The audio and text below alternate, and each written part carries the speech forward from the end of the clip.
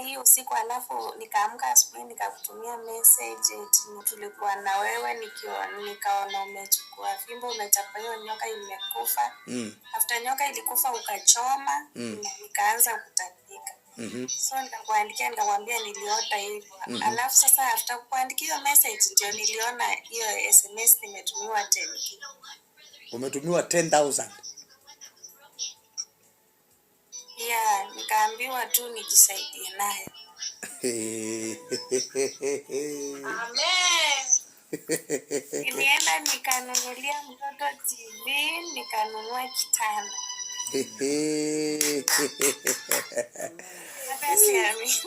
Yaani kuna Mungu, yaani haki mwenye amini.